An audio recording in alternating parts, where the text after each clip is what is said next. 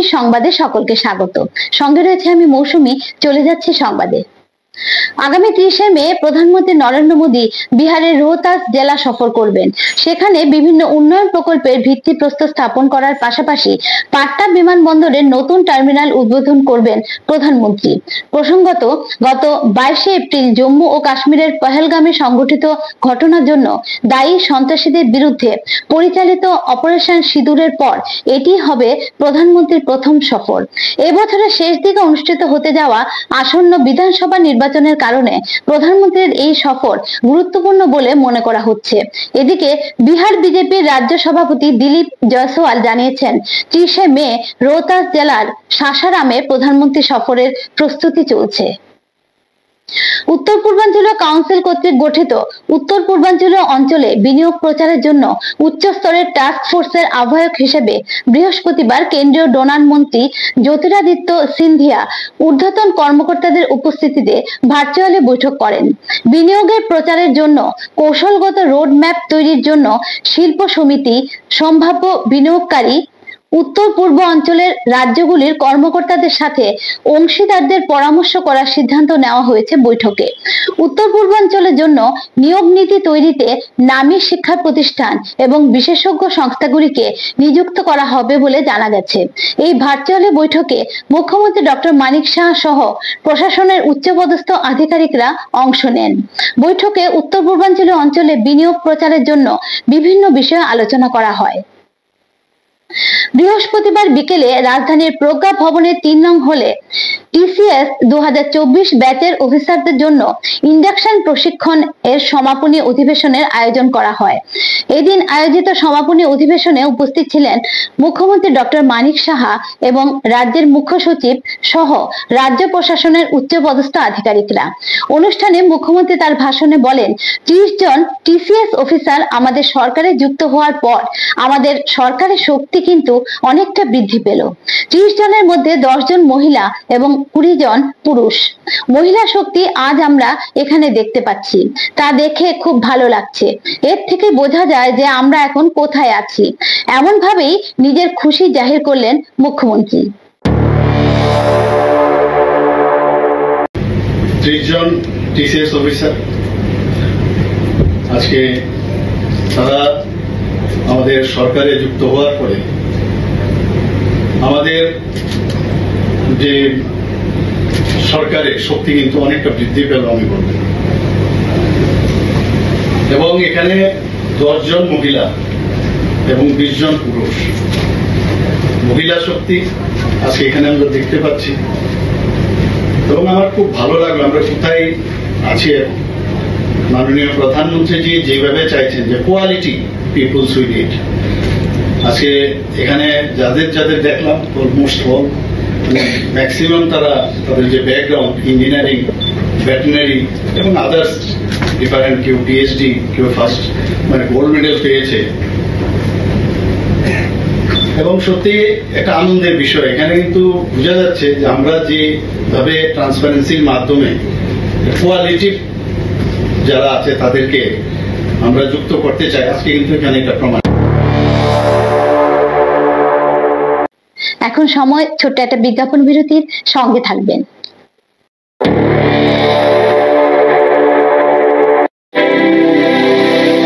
North east institute of nursing science Tripura রাজ্যে বিশ্বমানের পরিকাঠামোর সাথে ডিজিটাল ক্লাসরুম, নিজস্ব হসপিটাল ও দক্ষ ফ্যাকাল্টির দ্বারা BSc nursing, GNM nursing, ANM nursing course পরিচালিত করছে। রয়েছে ভারত সরকার ও ত্রিপুরা সরকারের নার্সিং কাউন্সিলিং এর বিশেষ অনুমোদন। এছাড়াও ইন ক্যাম্পাস রয়েছে উন্নত মানের hostel facility, laboratory, library, indoor sports zone, wifi সুবিধা। ছাত্রছাত্রীদের জন্য রয়েছে বাসের ফ্যাসিলিটি।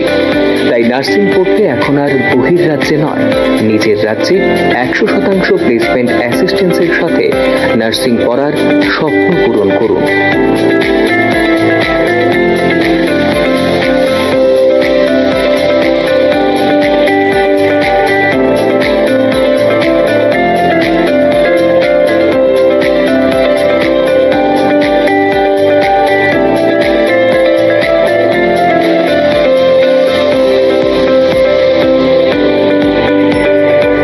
জন্য আজই যোগাযোগ করুন north east institute of nursing science, Agartala, Amtali bypass.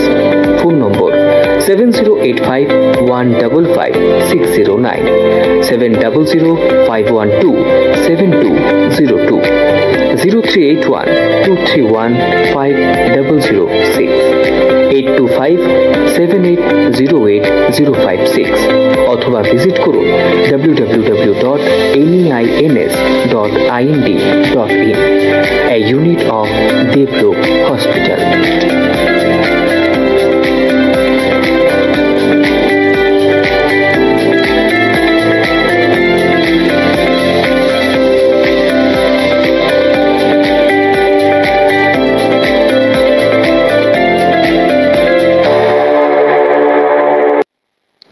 সংবাদে সকলকে স্বাগত।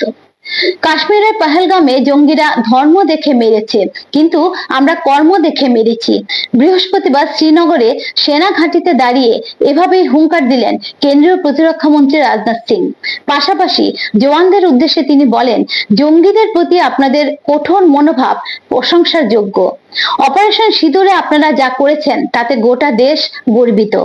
অপারেশন সিঁদুরের পর বৃহস্পতিবার সকালে প্রথমবার জম্মু ও কাশ্মীরে পা রাখেন রাজনাথ। সেখানে উপস্থিত ছিলেন রাজ্যের লেফটেন্যান্ট গভর্নর মনোজ সিনহা। নিরাপত্তা ব্যবস্থার পাশাপাশি সেনাবাহিনীর প্রস্তুতি এদিন খতিয়ে দেখেন রাজনাথ সিং। অপারেশন সিঁদুরের সাফল্যের জন্য অভিনন্দন জানান জওয়ানদের। ভারত পাকিস্তান সংঘাতের আবহে নিয়ন্ত্রণ রেখা বরাবর ভারতের মাটিতে বেশ কয়েকটি শেল ছড়ে পাক সেনা। বৃহস্পতিবার সেই জায়গাগুলি ঘুরে দেখেন রাজনাথ সিং এবং কথা বলেন জওয়ানদের সঙ্গে।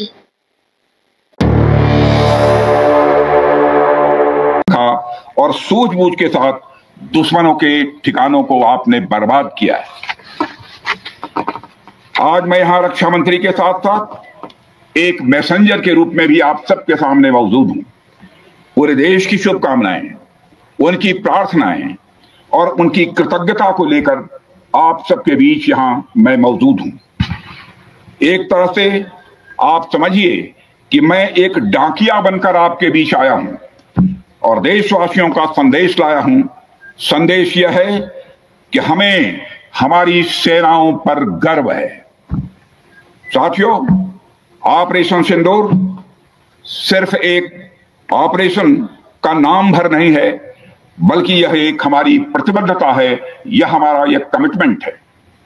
एक ऐसी प्रतिबद्धता जिसमें भारत ने दिखा दिया कि हम सिर्फ डिफेंस नहीं करते हैं, जब वक्त आता है तो हम कठोर निर्णय भी लेते हैं और कठोर कार्रवाई भी करते हैं।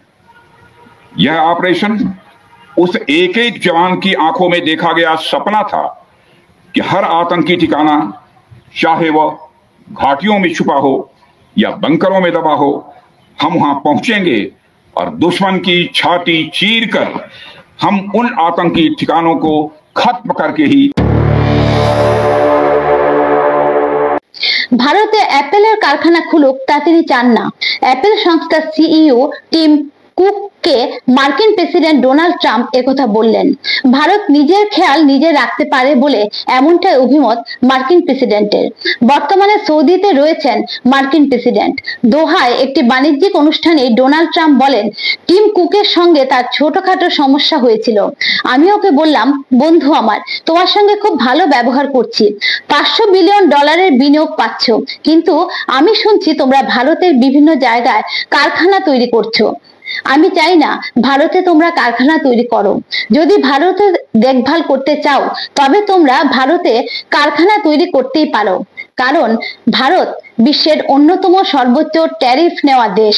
তাই ভারতে কিছু বিক্রি করা কঠিন বলে মার্কিন প্রেসিডেন্ট জানান। টানা 22 দিন এক করতে দেওয়া হয়নি দুটি চোখের পাতা। সর্বক্ষণ কালো কাপড়ে বাঁধা ছিল চোখ।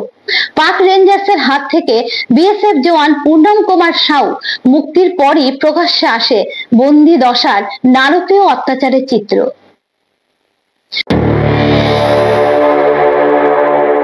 গত 22শে এপ্রিল কাশ্মীরের পহেলগাম হামলার পরদিন ভুল করে পাক ভূখণ্ডে ঢুকে পড়ে পাক রেঞ্জার্সের হাতে বন্দী হন হুগলির বিএসএফ জওয়ান পূর্ণম কুমার সাউ।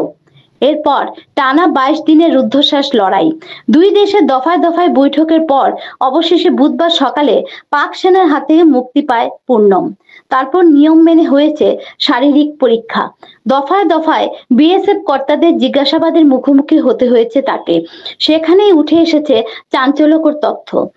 বিএসএফ সূত্রে জানা গেছে, আটক করার পর থেকেই অধিকাংশ সময়ই চোখ বেঁধে রাখা হয়েছিল পূর্ণমের। তবে মোট 3 জায়গায় নিয়ে যাওয়া হয়েছিল তাকে, তার মধ্যে ছিল এয়ারবেসও। এয়ারক্রাফটের শব্দ শুনে পূর্ণমের এমনটাই অনুমান। তাকে রাখা হয়েছিল গারদেও। শারীরিক অত্যাচার না করলেও মানসিকভাবে বিধ্বস্ত করে দেওয়া হয়েছে পূর্ণমকে। টানা 22 দিন এক করতে দেওয়া হয়নি চোখের পাতা। সেই সঙ্গে চলে অকথ্য গালিগালাজ। জানা গেছে বিএসএফ এর একাধিক গোপন তথ্য আদায়ের চেষ্টাও করেছিল পাক সেনা। সীমান্তে কিভাবে সেনা মোতায়েন করা হচ্ছে সেই সংক্রান্ত খবর জানার চেষ্টা চলেছে। একাধিক অফিসারদের ব্যক্তিগত তথ্য ও নম্বরও আদায়ের চেষ্টা করেছে পাক সেনা, এমনটাই খবর। তবে পূর্ণমের কাছে ফোন না থাকায় বিশেষ কোনো সুবিধা করে উঠতে পারেনি তারা। Bureau report, AKB TV. Tripura প্রদেশ কংগ্রেসের তরফে বৃহস্পতিবার আগরতলার প্রদেশ কংগ্রেস ভবনে এক সাংবাদিক সম্মেলন করা হয়। এই সাংবাদিক সম্মেলনে সম্প্রতি পহেলগাঁও ইস্যুতে ঘটে যাওয়া ইন্দো পাক সংঘর্ষ এবং এতে সেনাবাহিনীর ভূমিকা নিয়ে কংগ্রেস দলের পক্ষে খুবই প্রশংসা করা হয়। এই বিষয়ে এদিন বেশ কিছু প্রশ্ন তুলেন বিধায়ক সুদীপ রায় বর্মন। পাশাপাশি প্রদেশ কংগ্রেস সভাপতি এই ইস্যুতে বলেন যে সেনাবাহিনীর ভূমিকা খুবই প্রশংসাযোগ্য। তবে যেখানে কংগ্রেস এবং অন্যান্য বিরোধী দলের তরফে সংসদের বিশেষ অধিবেশন দাবি করা হয়েছিল, সেখানে কেন প্রধানমন্ত্রী এই ইস্যুতে একেবারেই নীরব? তিনি বলেন, যেখানে বিরোধী পক্ষ চেয়েছিল যে সন্ত্রাসের বিরুদ্ধে কঠোর পদক্ষেপ এবং এই ইস্যুতে সরকারের পাশে ছিল, কিন্তু কেন বিরোধীদের সাথে আলোচনা করা ছাড়া সিজফায়ারের সিদ্ধান্ত নিল সরকার?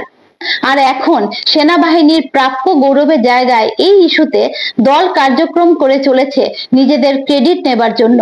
এই ইস্যুতে এদিন সোচ্চার হন তিনি।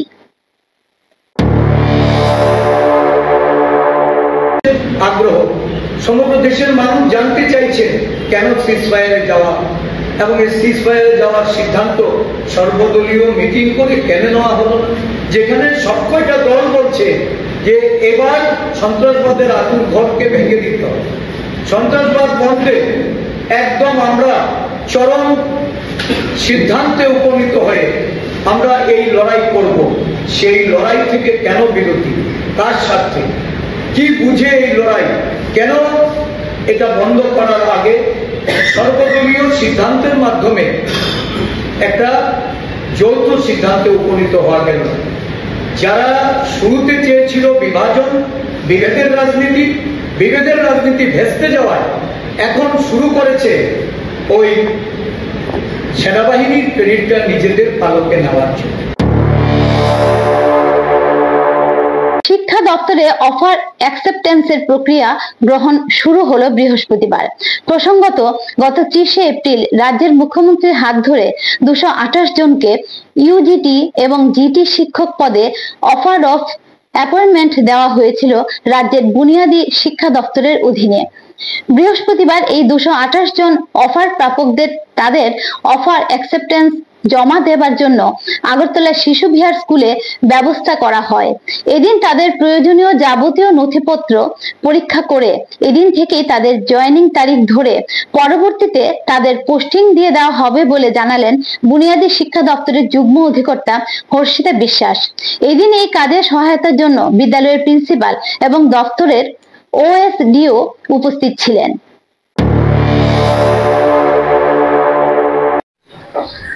আমাদের এলিমেন্টারি এডুকেশন ডিপার্টমেন্টের তরফ থেকে গত 30 এপ্রিল আমাদের মাননীয় মুখ্যমন্ত্রীর হাত ধরে অফার অফ অ্যাপয়েন্টমেন্ট দেওয়া হয়েছিল 228 জন ইউজিটি এবং জিটি ক্যান্ডিডেটস। তো ওনাদের আজকে সকলেরই অফার অ্যাকসেপ্টেন্সের আর যেই প্রক্রিয়াটা থাকছে সেটা আজকে শিশু বিহার এইচএস স্কুলে আমরা করছি হল করে। 228 জন ক্যান্ডিডেট সবাই ওনাদের কাগজপত্র নিয়ে আজকে আমাদের কাছে জমা দেবে। তারপর সেগুলো আমরা স্ক্রুটিনি করে ওদেরকে মানে অ্যাপয়েন্টমেন্ট দিয়ে দেওয়া হবে।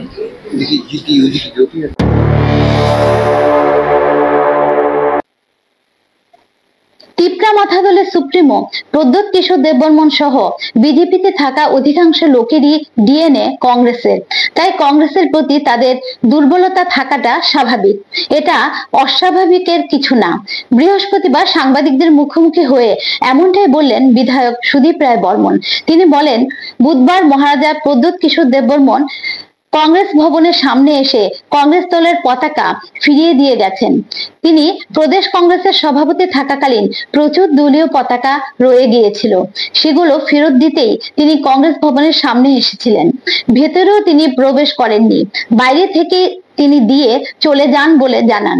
বিধায়কের দাবি, এর পেছনে কোনো রাজনৈতিক কারণ নেই। তিনি শুধু কংগ্রেস নেতৃত্বদের কথা রেখে দলীয় পতাকা ফেরত দিতেই এসেছিলেন।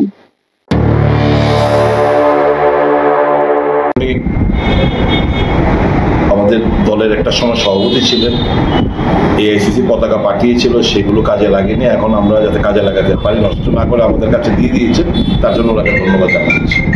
অনেকেই মনে করছে আবার নতুন কোনো রাজনীতির সমীকরণ। না, এটা সবকিছু রাজনীতি। আর এই রাজনীতি হলে কি কেউ কেউ বাড়িতে আসতে পারবে না, যেতে পারবে না, এরকম কালচার তো ছিল না।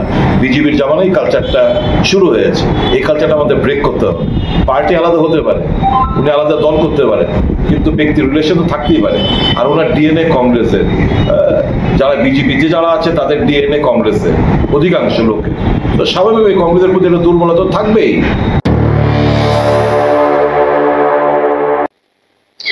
মুখ্যমন্ত্রী হিসেবে ডক্টর মানিক সাহার 3 বছর পূর্তি হয়েছে। সেই উপলক্ষে বৃহস্পতিবার 8 নং টাউন বর্দোয়ালি মন্ডল যুব মোর্চার উদ্যোগে আইজিএম হাসপাতালের সামনে পথ চলতি মানুষের মধ্যে ঠান্ডা শরবত বিতরণ করা হয়।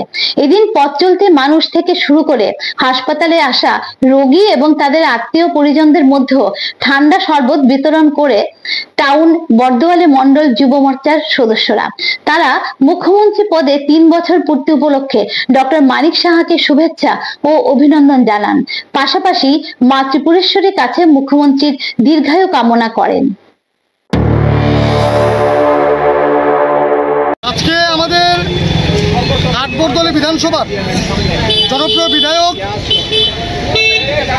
এবং এই রাজ্যের সকলের প্রিয় মুখ্যমন্ত্রী প্রফেসর ডক্টর মানিক সাহাজির যে মুখ্যমন্ত্রীত্বের সফল 3 বছর পূর্তি উপলক্ষে আমরা সর্বপ্রথম 8 নং টাউন বর্দোয়ালি যুব মোর্চার পক্ষ থেকে এবং 8 নং টাউন বর্দোয়ালি মন্ডলের পক্ষ থেকেও আমরা আমাদের স্যার প্রফেসর ডক্টর মানিক সাহাজিকে অনেক অনেক অভিনন্দন এবং শুভেচ্ছা জ্ঞাপন করছি। এবং তৎসঙ্গে আমরা ত্রিপুরেশ্বরী মায়ের কাছে প্রার্থনা করছি যেন ওনাকে সুস্থ রাখে, সবল রাখে, যাতে করে উনি যেভাবে দিন রাত নিরলস পরিশ্রম করে আমাদের রাজ্যকে উন্নয়নের দিকে নিয়ে যাচ্ছে, এই প্রচেষ্টায় উনি যেন সবসময় উনি সুস্থ থাকে এবং আমাদেরকে উনি যেভাবে ভালো রেখেছেন এইভাবে যেন আমরা যেন ভালো থাকতে পারি। খুব শীঘ্রই সরকারি বিভিন্ন দপ্তরে শূন্য পদ পূরণ এবং অফার বিলের পদ্ধতি বাতিলের জন্য রাজ্য সরকারের কাছে দাবি জানিয়েছে বামপন্থী যুব সংগঠন। বৃহস্পতিবার রাজধানীর মেলার মাঠস্থিত ছাত্র যুব ভবনে সাংবাদিক সম্মেলনে ডিওয়াইএফআই রাজ্য সম্পাদক নবারুণ দেব রাজ্য সরকারের বিভিন্ন দপ্তরে থাকা শূন্য পদের তথ্য তুলে ধরে অবিলম্বে তা পূরণের দাবি জানান।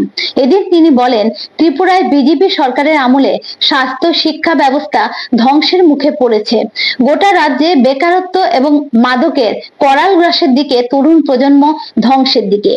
এদিকে মুখ্যমন্ত্রী ডক্টর মানিক সাহা জনসম্মুখে প্রত্যেক জেলায় নেশা মুক্তি কেন্দ্র স্থাপনের কথা বলছেন, কিন্তু আশ্চর্যের বিষয় তিনি নেশার সাথে জড়িত মূল অভিযুক্তদের গ্রেফতার করে গোড়া থেকে তা বিনাশ করার প্রয়োজনীয় পদক্ষেপ নিচ্ছেন না কেন বলে তিনি প্রশ্ন ছুড়ে দেন। কর্মসংস্থান শূন্যপদ সম্পর্কে আমি বলবো, এবং আমাদের রাজ্যে নতুন করে অনৈতিকভাবে সংকীর্ণ রাজনৈতিক স্বার্থে বেকারদের যারা কর্মপ্রার্থী কর্মপ্রত্যাশী দিয়ে কর্ম পাচ্ছেন তাদেরকে মিসগাইডেড করার জন্য সংকীর্ণ রাজনৈতিক দলীয় স্বার্থে বিজেপি যে কাজটা করছেন এই সম্পর্কে আমাদের রাজ্য সভাপতি পলাশ ভৌমিক বলবেন। তার আগে শূন্যপদ সংক্রান্ত বিষয় আমরা দেখছি গত কয়েকদিন ধরে মুখ্যমন্ত্রী অনৈতিকভাবে সভা করে কয়েকদিন যাবৎ না, এই গত কয়েক বছর যাবৎ অনৈতিকভাবে কাজটা করতে গিয়ে রাজনৈতিক বক্তব্য রাখছেন এবং বলছেন কি শেষ পর্যন্ত যে চাকরি পাওয়ার জন্য আর সোশ্যাল মিডিয়াকে ব্যবহার করতে হবে না, আন্দোলন করতে হবে না। আমরা এই প্রেস মিটের মাধ্যমে রাজ্যের মাননীয় মুখ্যমন্ত্রী এবং রাজ্যের যারা চাকরি পাচ্ছেন কিংবা যারা বেকার আছেন তাদের দৃষ্টি আকর্ষণ করতে চাই। আমরা রাজ্যের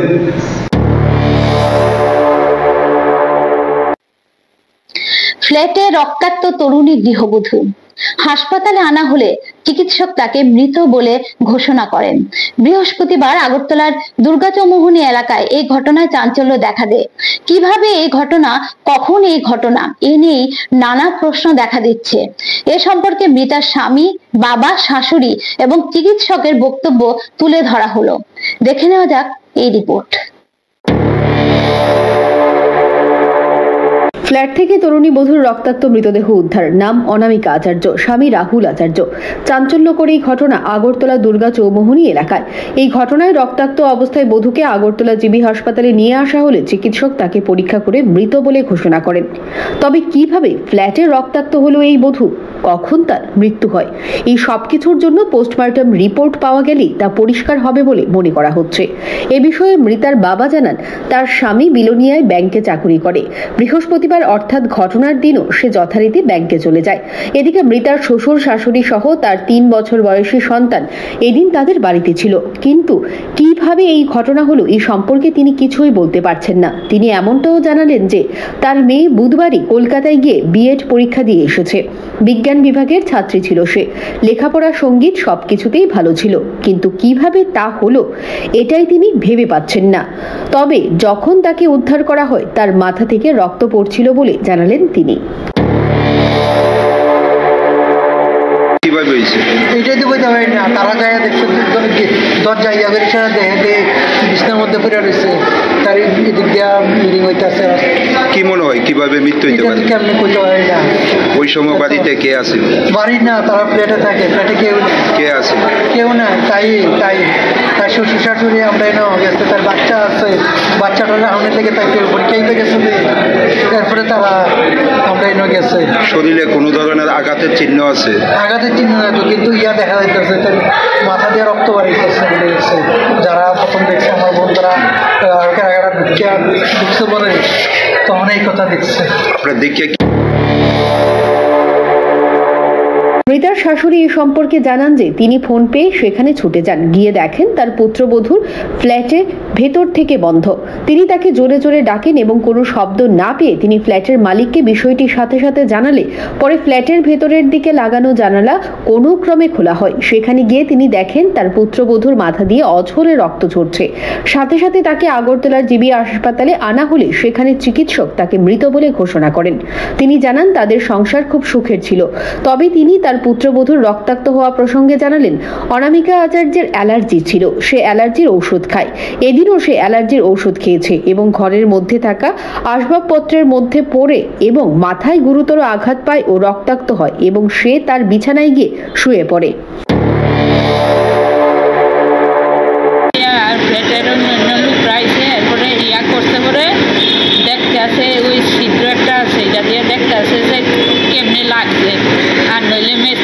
খবর দিলে এরপরে মুসাইতে এটা খুলছে পরে দিয়া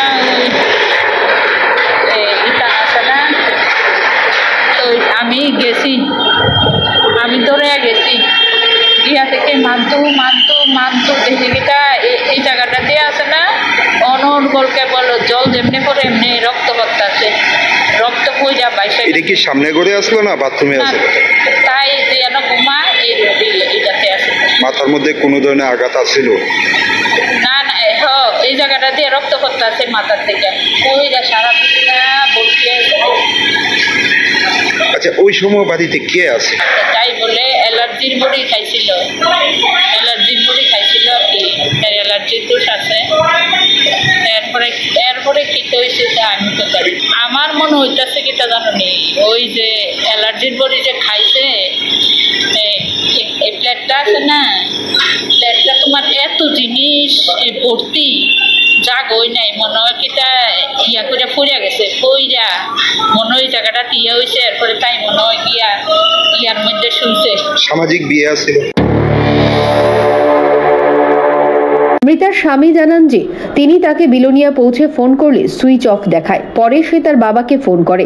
এদিকে এই গৃহবধূ এদিন সকালেও নাকি তার শ্বশুর শাশুড়ির সাথে ফোনে কথা বলে।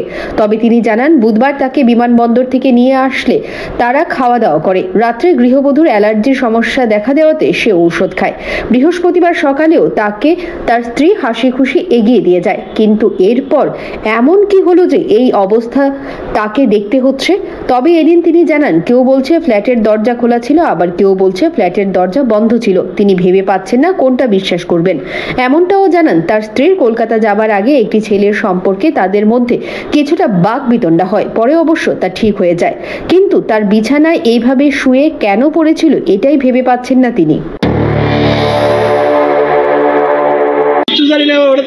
দরজা ভেঙে বলে ঢুকছে, আবার কেউ কয় দরজা খোলা পাইছে। আমি কিচ্ছু বুঝতেছি কে ঢুকছে দরজা ভেঙে। আমার পাশের ঘরে আমার পিসি আইছে, পিসি শাশুড়ি আইছে লগে। আমি ফোন করে আনাইছি তারারে। আমার পাশের ঘরের তারা আইছে, তারা কইতাছে যে দরজা বন্ধ, ঠেলতাছে, খুলে না, কলিং বেল বাজাইছে, খুলে না। তারপরে পিসি তারা আইছে খুললে দেখছে, আমার ওখানে কইতাছে দরজা বেলে খুলে আসলো। তারা কয় দরজা বেলে খুলে আসলো। কি অবস্থা দেখছে কইতারি না, কার্ডের ভিতরে বলে কিচ্ছু না। এটা 2 দিন কথা বলছে একটা ছেলের লোকে, কথা কখন এটা একটু কথা কাটাকাটি। তাও এটা কলকাতা যাওয়ার অনেক আগে ঘটনা। ছেলেটা ফ্ল্যাটই থাকতো না না হ্যাঁ কইতারি না, এর বাড়ি বলে কি তা এটা আমি ঠিক কইতারি না। তারপরে জানছেন ঘটনা এরপরে কি? এরপরে কি তা আমরা ভিতরে ঝগড়াঝাটি হয়েছে, এটা তো কলকাতা যাওয়ার আগে। এরপরে দিয়ে সেটা তো কলকাতাতে কালকে আইসে, এরপরে তো আর আমরা ভিতরে কোনো সমস্যা হয়েছে না। এদিকে হাসপাতালের কর্তব্যরত চিকিৎসক জানান যে এই গৃহবধূকে যখন হাসপাতালে আনা হয় তাকে পরীক্ষা করে তারা দেখেন যে তার মধ্যে কোনো জ্ঞান ছিল না। তার পালস পরীক্ষা করে এবং ইসিজি করেও দেখে তাকে মৃত বলে ঘোষণা করা হয়। তবে তিনি জানান যখন তাকে হাসপাতালে আনা হয় এই সময় তার মাথায় আঘাতের চিহ্ন পাওয়া যায়। পরে তাকে পোস্টমর্টমের জন্য পাঠিয়ে দেওয়া হয়। রিপোর্ট এলেই সবকিছু পরিষ্কার করে বলা যাবে বলে জানান তিনি। অনামিকা আচার্য, ওয়াইফ অফ রাহুল ভট্টাচার্য, ওনারা পাইছিলাম। ওনারা ইমার্জেন্সি মেডিসিন ডিপার্টমেন্টে নেওয়া হয়েছিল আনুমানিক 10টা 18-র দিকে সকাল। তো যখন আসছে ওনার অলরেডি মাথায় একটা চোট আসছিল এবং আমি যখন পাইছি তখন কোনো ধরনের জ্ঞান আসছিল না। তারপর আমরা আসার পর ওনার পালস টাল সব দেখলাম, অন এক্সামিনেশন ওনার আমি কোনো কিছু জীবন পাইছি না। তারপর আমরা ইসিজি করলাম, ইসিজি অফ ফ্ল্যাট লাইন আইসি। তো তারপর আমরা তাদের মৃত বলে ঘোষণা করছি। তো তারপর আমরা তাদের পোস্টমর্টম মেডিকেল যা যা করণীয় আমরা দেখছি, এখন ওয়েটিংয়ে আছে। তারপরে পোস্টমর্টম মেডিকেল নিয়ে যাওয়া হবে। পোস্টমর্টমের পরেই বোঝা যাবে, এখন বলা মুশকিল কী পরিমাণ কীভাবে ব্যথাবেথি কী আসবে বিষয়, এটা থেকে এটা পোস্টমর্টমের পরেই বোঝা যাবে। মৃত্যুর কারণ পোস্টমর্টমের পরেই বোঝা যাবে। এই ঘটনায় এই গৃহবধূর পরিবারে শোকের ছায়া বিরাজ করছে। Bureau report, AKB TV. চিকিৎসক বদলির প্রতিবাদে রাস্তায় নামলেন এলাকাবাসী। বুধবার 82 মাইল প্রাথমিক স্বাস্থ্য কেন্দ্রের চিকিৎসক ডক্টর আকাশ ভৌমিকের বদলির বিজ্ঞপ্তি জারি করা হয়। তিনি দীর্ঘদিন ধরে এই স্বাস্থ্য কেন্দ্রে চিকিৎসা পরিষেবা প্রদান করে আসছেন। স্থানীয়দের দাবি ডক্টর আকাশ ভৌমিককে যেন 82 মাইল প্রাথমিক স্বাস্থ্য কেন্দ্রে বহাল রাখা হয়। তাই তারা এই দাবিতে বৃহস্পতিবার পথ অবরোধ করে বিক্ষোভ প্রদর্শন করেন। অবরোধকারীরা জানান গত 2 মাসের মধ্যে ডক্টর আকাশ ভৌমিককে 82 মাইল প্রাথমিক স্বাস্থ্য কেন্দ্র থেকে স্থানান্তরিত করা হয়েছে। নেপাল টিলা থেকে শুরু করে বেতছড়া হয়ে বিভিন্ন এলাকা 82 মাইল প্রাথমিক স্বাস্থ্য কেন্দ্রের উপর নির্ভরশীল। এই স্বাস্থ্য কেন্দ্রের রোগীর তুলনায় চিকিৎসকের সংখ্যা খুবই কম। মাত্র 3 জন চিকিৎসক দিয়ে দিবারাত্রি কাজ চলছে। এর মধ্যে একজন চিকিৎসককে যদি মাসে 2-3 বার বদলি করা হয় তাহলে রোগীরা নানা অসুবিধার সম্মুখীন হবে বলে তারা জানান। বিগত 2 মাসের মধ্যে একটা আকাশ ভৌমিককে 82 মাইল হাসপাতাল থেকে 3 থেকে 4 বার অন্যত্র স্থানান্তরিত করা হয়েছে। 82 মাইল হাসপাতালে আপনার এদিকে নেপাল টিলা থেকে ধরে বেতছড়া থেকে ধরে এদিকে আপনার মাছলি থেকে ধরে গোটা এলাকা এই 82 মাইল হসপিটাল টোটালটা কাভার দেয়। এই হসপিটালে যেই রুগী সেই রুগীর সংখ্যা অনুযায়ী যে ডাক্তারের যে প্রয়োজনীয়তা তাতে অনেক স্বল্পতা রয়েছে। মাত্র 3 জন ডাক্তার ডে নাইট 24 ঘন্টার জন্য। তার মধ্যে 2 দিন পর পর একজন ডাক্তারকে যদি মাসে 2 মাসের মধ্যে 3 থেকে 4 বার ট্রান্সফার দেওয়া হয়, এতে ডাক্তার তো ছেড়ে দিন, আমাদের এলাকার যে রুগী, আমাদের এলাকার যে মানুষ অনেক অস্বস্তি, অনেক ভোগান্তিতে ভুগছে। ডাক্তার আকাশ ভৌমিক আমাদের এলাকার, উনি খবর নিয়ে দেখতে পারেন, উনি যখন থেকেই 82 মাইলে এসেছেন তখন থেকেই বিভিন্নভাবে এলাকার যারা গরিব মানুষ, যারা দুস্থ মানুষ, তাদেরকে বিনা পয়সায় বহু চিকিৎসা উনি দিয়েছেন, এর নজির রয়েছে। আমরা সবাই ভুক্তভোগী। এখানে এত মানুষ এসেছেন, কেন এসেছেন? তার জন্যই এসেছেন যে ডক্টর আকাশ ভৌমিক আমাদের এলাকার জন্য উনি কাম্য। কেন? উনি যখন থেকে এসেছেন এলাকার সমস্ত মানুষ, গরিব দুস্থ মানুষ যারা আছেন সবাইকে অনেক হেল্প করেছেন, আমাদের এলাকাবাসীর অনেক হেল্প হয়। তাই এলাকাবাসী এটা মানতে পারছে না, যদি উনি চলে যায় এলাকার মানুষ ভোগান্তিতে পড়বে। আর যেই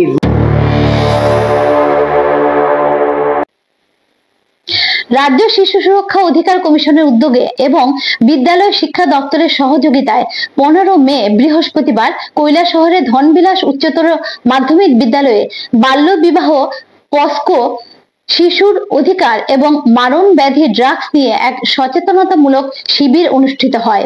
শিবিরে প্রধান অতিথি হিসেবে উপস্থিত ছিলেন চণ্ডীপুর পঞ্চায়েত সমিতির ভাইস চেয়ারম্যান বিনয় সিংহ প্রমুখ। এই সচেতনতামূলক শিবিরে শিশু সুরক্ষা এবং শিশু নির্যাতন নিয়ে বিস্তৃতভাবে আলোচনা করেন রাজ্য শিশু সুরক্ষা অধিকার কমিশনের সদস্য গৌতম শীল। মারণ ব্যাধি ড্রাগস নিয়েও আলোচনা করা হয়।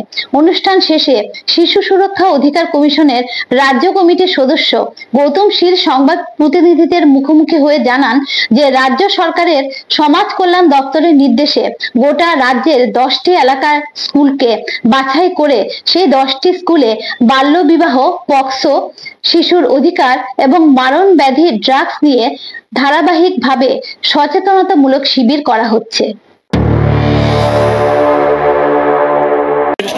ধনবিলাস এইচএস স্কুলে পক্সো, বাল্যবিবাহ, চাইল্ড রাইটস এবং ড্রাগ নিয়ে Tripura commission of protection of child rights মানে শিশু সুরক্ষা অধিকার কমিশনের উদ্যোগে আজকে দিনে এই স্কুলে সচেতনমূলক প্রোগ্রাম।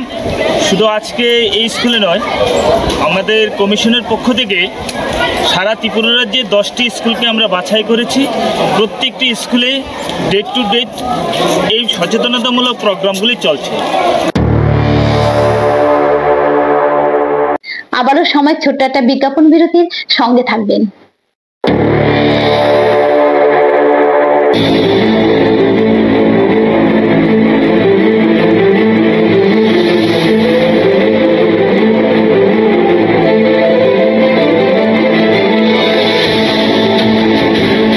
বলবেন আপনারা, শুনবো এবং শোনাবো আমরা। চোখ রাখবো একিবি টিভির পর্দায়।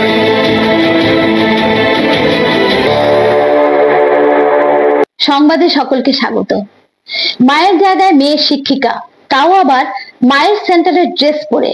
আর এই ঘটনাকে কেন্দ্র করে তুমুল উত্তেজনা দেখা দেয় কমলাসাগর দেবীপুর 26 কার্ড এলাকায়। যদিও শেষ পর্যন্ত বাধ্য হয়ে এলাকার প্রমীলা বাহিনী অঙ্গনওয়াড়ি সেন্টারের ভেতর থেকে দিদিমণির মেয়েকে বের করে দিয়ে তালা ঝুলিয়ে আন্দোলনে নামে বৃহস্পতিবার। তাদের বক্তব্য, যতক্ষণ না পর্যন্ত নতুন দিদিমণি নিয়োগ করা না হবে ততক্ষণ পর্যন্ত তালা খোলা হবে না। দেবীপুর এলাকায় অঙ্গনওয়াড়ি সেন্টারে একজন দিদিমণি এবং একজন হেল্পার দীর্ঘদিন যাবৎ কাজ করে আসছে, কিন্তু সেই দিদিমণি সঞ্জু সরকারের বিরুদ্ধে এলাকার জনগণের দীর্ঘদিন যাবৎ অভিযোগ ছিল তিনি সময় মতো সেন্টারে আসছে না, ছাত্রছাত্রীদের পড়াশোনা করাতে পারছে না, এমনকি মিড ডে মিল খাওয়া নিয়েও অনেক অভিযোগ উঠেছিল।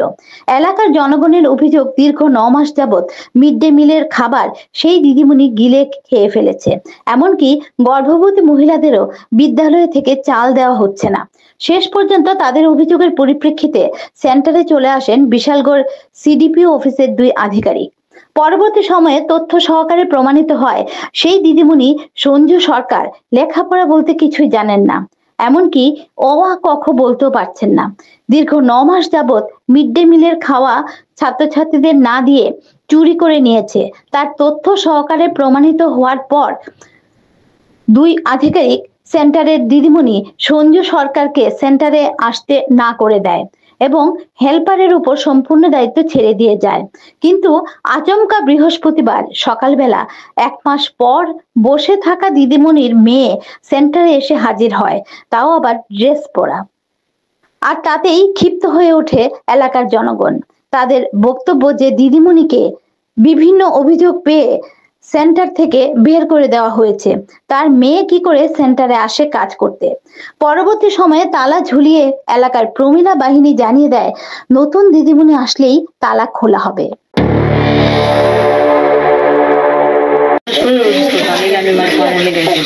না, এখন তো সিটি বক্স তারা বলছিল যে আবার তো না আসার জন্য, তো এখন আপনি হঠাৎ 1 মাস পরে আজকে আসার কারণটা কি?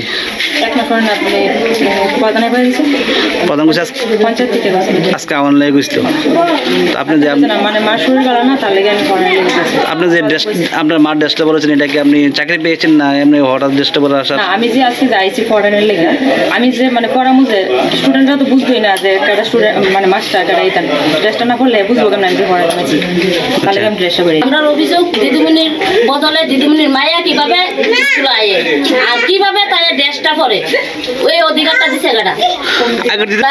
হেল্পারে কয়েছে যে তোমরা আগের চাল ডাল দিদি মু তোমরা চাল ডাল নিয়ে আয়া, আমরা চাল ডাল নিতে আমি আয়া দিয়ে স্কুলের দিদিমণি দিদিমণির মায়া দিদিমণি নাই দিদিমণির মায়া আছে, তো মায়া থাকবো কি লেগে আমরা ইডালের অভিযোগ। আপনাকে তালা দিয়েছেন এখন? হ্যাঁ, তালা দিয়েছি। Bureau report, AKB TV. স্থানীয়দের হাতে আটক হলো 2 সন্ন্যাসী। ঘটনা বৃহস্পতিবার তেলিয়ামুড়া থানাধীন ইচারবিল এলাকায়। এদিন সকাল থেকেই তেলিয়ামুড়া থানাধীন ইচারবিল এলাকায় 2 সন্ন্যাসীকে সন্দেহজনক অবস্থায় ঘোরাফেরা করতে দেখে স্থানীয় এলাকাবাসী। পরবর্তী সময়ে এলাকাবাসী ওই 2 সন্ন্যাসীকে আটক করে জিজ্ঞাসাবাদ করলে তারা তাদের সঠিক পরিচয়পত্র দেখাতে গিয়ে অনীহা প্রকাশ করায় এবং কথাবার্তায় অসংলগ্নতা বুঝতে পেরে তেলিয়ামুড়া থানায় খবর দেয়। পরবর্তীতে পুলিশ ঘটনাস্থলে আসলে ওই 2 সন্ন্যাসীকে তেলিয়ামুড়া থানা পুলিশের হাতে তুলে দেয় এলাকাবাসী। আইসে পরে আমরা আটকেছি আর কি, তারা আটকে এসে আমার যে সন্দেহ হয়েছে আর কি, সন্দেহ হওয়ার পরে আটকানো হয়েছে। আটকানোর পরে তারা জিজ্ঞাসা এই যে 2টা সাধু হয়েছে। আচ্ছা, তারপরে আমার দোকান হয়ে গিয়েছে, তো তারপরে এদের মন্দিরে এসে আবার পরে আমি জিঙাইলাম, জিঙানোর পরে সন্দেহ হওয়ার পরে তারা আটকানো হয়েছে। তারপরে তোমার খবর দিলাম আর কি। আচ্ছা, কি মনে করতেছেন তারা কি সন্দেহ হয়েছে? বা আমার কাছে তারা একটা সন্দেহ লাগছে, এই কারণে কইলাম যে দেশের হালচাল তো খারাপ হয়ে গেছে না, পরিস্থিতি খারাপ, এই কারণে আমরা কইলাম। তো এখানে আপনারা কি করছেন? তারা পিএস আনছি, পিএস না পিএস এরা তো দিয়ে দিছি, পিএস চিন্তা করবো, তারা চেক করে ছাড়বো তারা। রাস্তার পাশ থেকে উদ্ধার হলো 18 বছরের জাহিদুল ইসলামের মৃতদেহ। ঘটনা সোনাপুর থানাধীন নতুন বাজার ফরেস্ট অফিস সংলগ্ন সড়কে। বুধবার রাস্তার পাশ থেকে উদ্ধার হলো 18 বছরের এক যুবকের মৃতদেহ। মৃতের নাম জাহিদুল ইসলাম। উদ্ধার করা হয় তার স্কুটিও। ঘটনা বৃহস্পতিবার সোনামুড়া থানাধীন নতুন বাজার ফরেস্ট অফিস সংলগ্ন সড়কে। প্রত্যক্ষদর্শীদের আশঙ্কা বজ্রপাতে মৃত্যু হয়েছে তার। ঘটনার বিবরণে জানা যায়, মৃত শাহিদুল ইসলাম তার নানির বাড়ি মেঘলিপাড়া থেকে নতুন বাজার এলাকায় যায় রেশন সামগ্রী আনার জন্য। কিন্তু কিছু সময় পর তার পরিবারের লোকজনেরা জানতে পায় ওই এলাকারই ফরেস্ট অফিস সংলগ্ন রাস্তায় তার দেহ এবং স্কুটিটি পড়ে রয়েছে। সঙ্গে সঙ্গে তাকে প্রত্যক্ষদর্শীরা উদ্ধার করে সোনামুড়া সামাজিক স্বাস্থ্য কেন্দ্রে নিয়ে যায়। সেখানে কর্তব্যরত চিকিৎসক পরীক্ষা নিরীক্ষার পর তাকে মৃত বলে ঘোষণা করেন। প্রায় 3টার দিকে একটা ব্যক্তিকে 2জন ব্যক্তি নিয়ে আসে হসপিটালে। ব্রড ডেড সিচুয়েশনে ছিল। আমরা চেক করেছি, পালস ছিল না, বিপি নীল। দেন আমরা চেষ্টা করেছি সিপিআর করার, কোনো লাভ হয়নি। ইসিজি করিয়েছি, ইসিজির মধ্যে ফ্ল্যাট লাইন ছিল। তারপর আমরা পুলিশ থানাকে আমরা ইনফর্ম করেছি সেই ব্যাপারে। এখন আগামী পোস্টমর্টম হওয়ার পরে, আগামীকাল পোস্টমর্টম হবে, পোস্টমর্টম হওয়ার পরে আমরা বুঝতে পারবো মারা যাওয়ার কী কারণ ছিল। ধারণা করা হচ্ছে রেশন থেকে কোনো কারণবশত হয়তো বা ওই স্থানে গিয়েছিল জাহিদুল, আর তখনই বৃষ্টি আসে, সঙ্গে সঙ্গে বজ্রপাত শুরু হয়। আশঙ্কা করা হচ্ছে বজ্রপাতেই তার মৃত্যু হয়েছে। তবে ময়না তদন্তের পর জানা যাবে মৃত্যুর আসল রহস্য। জানা যায় জাহিদুল মেকলিপাড়া তার নানির বাড়িতেই থাকতো। কয়েক বছর পূর্বে তার মা বাবার মধ্যে ছাড়াছাড়ি হয়ে যায় এবং তারপর থেকে নানির বাড়িতেই থাকতো সে। তবে বাবা এবং বাবার পরিবারের অন্যান্য সদস্যদের সঙ্গে যোগাযোগ ছিল জাহিদুলের। তার মৃত্যুর খবরে উভয় পরিবারের লোকজনই হাসপাতালে ছুটে যায়, গিয়ে কান্নায় ভেঙে পড়েন। Bureau report, AKB TV. এখনকার মতো সংবাদ এ পর্যন্তই। পরবর্তী সংবাদ দেখবার জন্য চোখ রাখবেন একেবি টিভির পর্দায়। নমস্কার।